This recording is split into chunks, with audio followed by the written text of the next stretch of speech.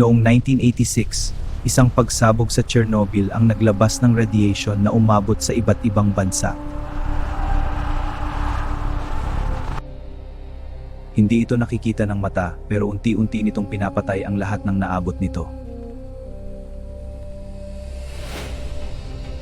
Sa loob lamang ng ilang oras, iniwan ng mga tao ang lungsod na hindi na nila muling nabalikan. Sinasabing may iba pang nuclear accident noon na itinago at hindi ibinalita sa publiko.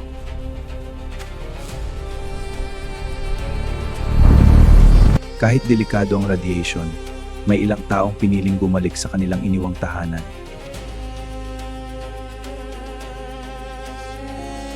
May mga hayop sa paligid ng Chernobyl na sinasabing nagbago dahil sa matinding radiation. Maraming bayani noon ang nag-alay ng buhay upang pigilan ang mas malaking sakuna.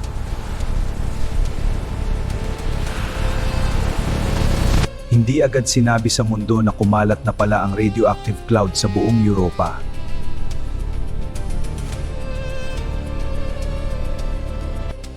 Huli ka! Mag-ingat kayo dyan. Habang mataas na ang radiation, maraming tao noon ang walang ideya sa panganib. Hanggang ngayon nananatiling tahimik at bakante ang lungsod na tinamaan ng sakuna.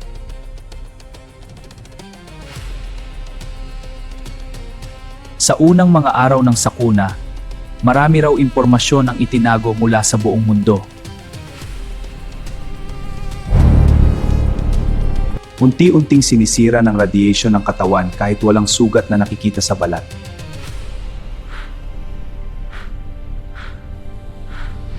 May mga lugar hanggang ngayon na sobrang taas pa rin ng radiation kaya bawal pasukin.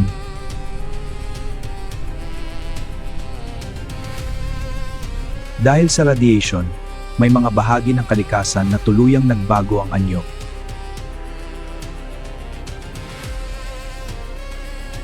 May mga ilog na nalason ng radiation at naging panganib sa tao at hayop.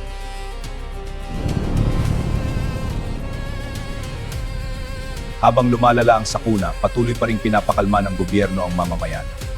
Mga kababayan, nananawagan kami sa inyo na manatiling kalmado. Ang sitwasyon ay kontrolado na ng ating pamahalaan.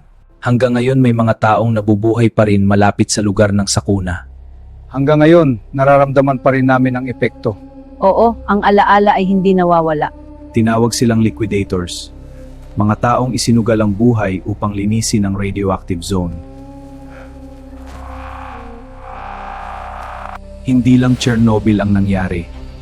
May iba pang nuclear disaster na halos hindi alam ng publiko. May mga reaktor daw noon na tuluyang isinara at itinago matapos ang aksidente.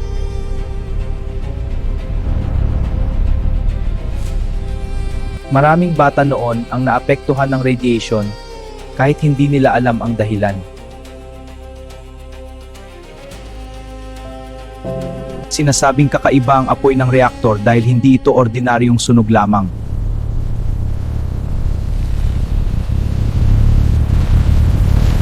Maging ang mga robot noon hindi kinaya ang sobrang lakas ng radiation sa lugar.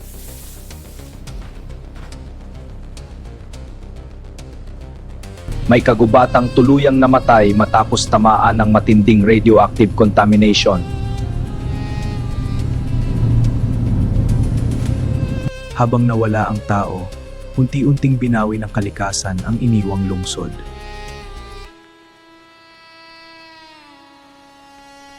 Hanggang ngayon marami pa ring natatakot na baka maulit muli ang ganitong sakuna.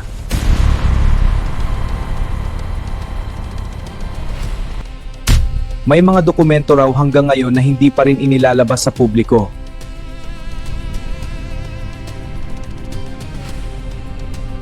Kapag tuluyang lumala ang radiation, posible raw magmukhang ganito ang hinaharap ng mundo.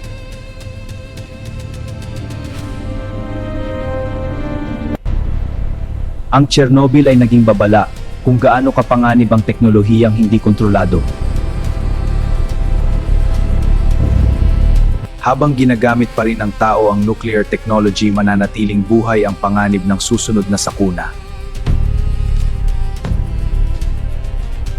Sa gitna ng dilim ng trench may mga sundalong nakakarinig ng sigaw kahit walang tao.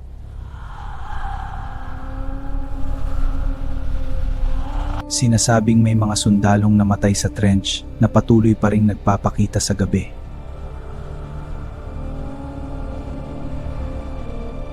May mga grupo raw ng sundalo noon na bigla na lamang naglaho sa gitna ng laban. May mga sundalong nagsabing may nilalang daw na gumagala sa trench tuwing gabi. Sa sobrang takot at pagod, may ilan raw sundalo na nakakarinig ng mga boses sa dilim. May mga lugar ng digmaan hanggang ngayon na sinasabing isinumpa dahil sa dami ng namatay.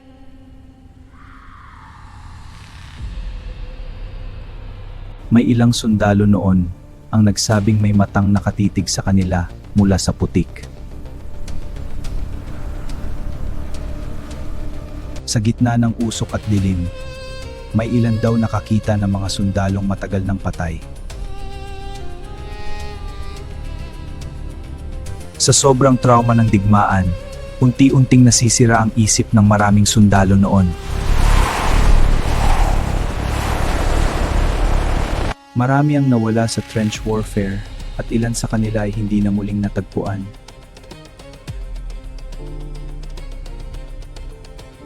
May mga bunker hanggang ngayon na sinasabing may naririnig pa ring mga sundalong umiiyak.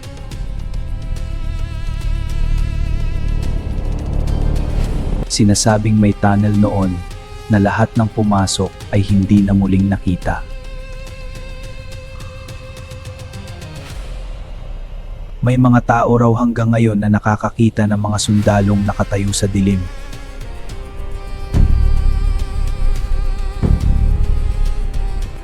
May mga lumang kwento noon tungkol sa kakaibang nilalang na gumagala sa trench.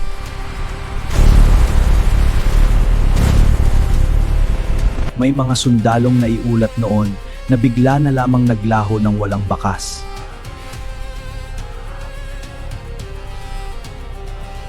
Dahil sa matinding trauma ng digmaan, maraming sundalo noon ang tuluyang nabaliw.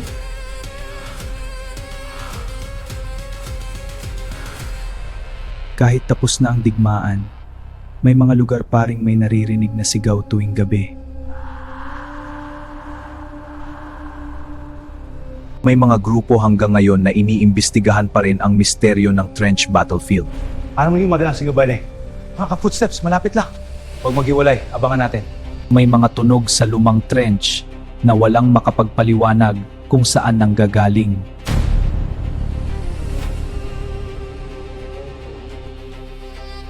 Hanggang ngayon may mga bangkay pa ring natatagpuan sa ilalim ng dating battlefield.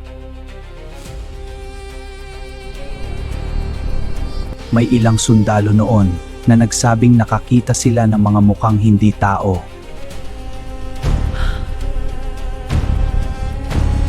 Sa ilang lumang simbahan malapit sa trench, tumutunog daw ang kampana kahit walang tao.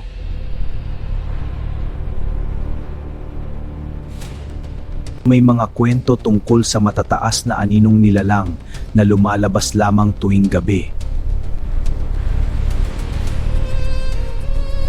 May mga lumang litrato raw ng digmaan na may kakaibang anyong lumalabas sa likuran.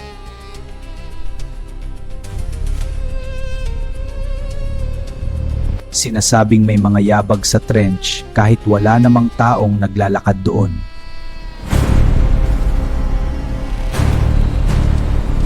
Bawat helmet na naiwan sa battlefield ay alaala ng sundalong hindi na nakauwi. Maraming investigator noon ang nagsabing may mga aninong sumusunod sa kanila sa dilim.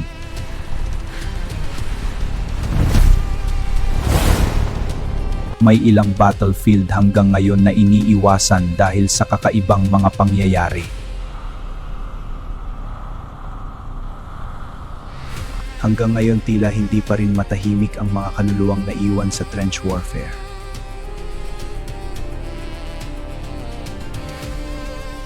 Sa ilalim ng putik at dilim ng trench, maaaring may mga bagay na hindi kailanman dapat ginising muli. Sinasabing may mga eksperimento noon na sinusubukang kontrolin ang isip ng tao gamit ang takot. May mga test daw noon na kayang baguhin ang isip at alaala ng isang tao.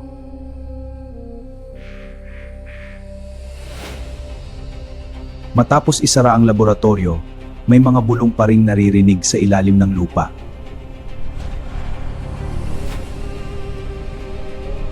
May mga kwento tungkol sa sandatang kayang gamitin ang takot at isip bilang armas.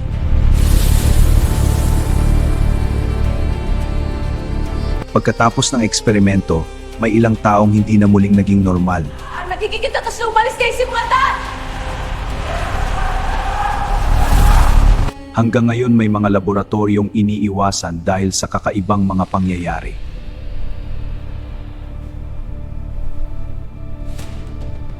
May mga lumang recording raw noon na naglalaman ng hindi maipaliwanag na tunog.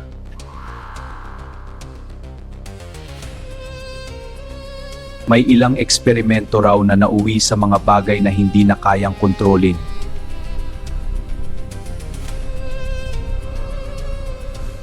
Di lang bala ang ginagamit noon kundi pati takot upang kontrolin ng tao.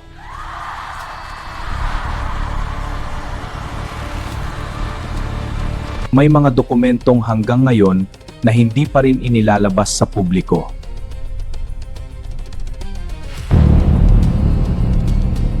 Sinasabing may mga programang sinubukang alamin kung kaya bang kontrolin ang isip ng sundalo.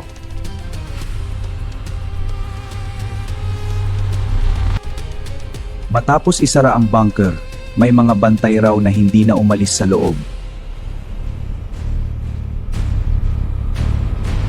May mga sundalong sinasabing nakikita pa rin kahit matagal na silang nawala sa digmaan.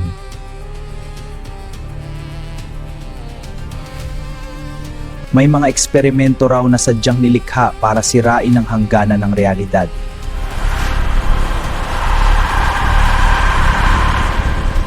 Sinasabing may sandatang hindi katawan ng target kundi takot, alaala at isip ng tao. May mga file na hindi binubuksan dahil baka masyadong delikado ang laman ito.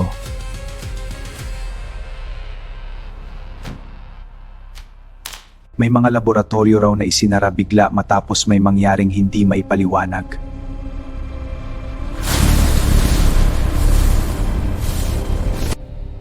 May ilang test subject daw ang namatay pero walang malinaw na paliwanag sa records.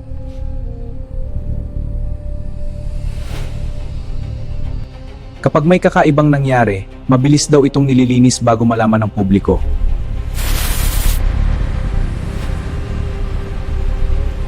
May gamit daw ng sundalo na tila nag-iingat pa rin ng huling takot ng may-ari.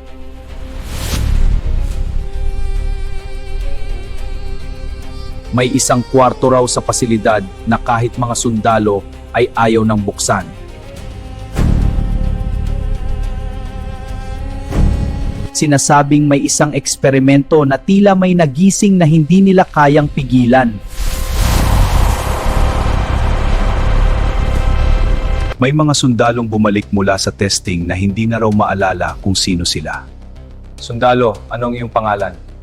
Subukan mong alalahanin. May teoryang may tunog na kayang magdulot ng takot, gulat, at matinding pagkahilo.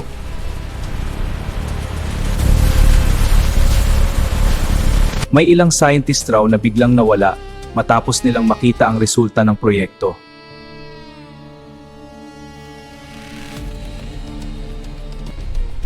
May mga lumang video raw na nagpapakita ng bagay na hindi kasama sa eksperimento.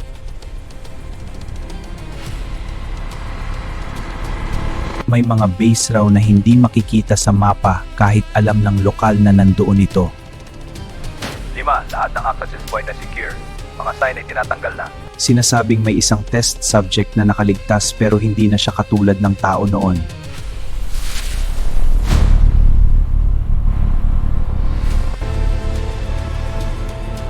Kapag ang siyensya ay ginamit sa takot, may mga pintong hindi na dapat buksan.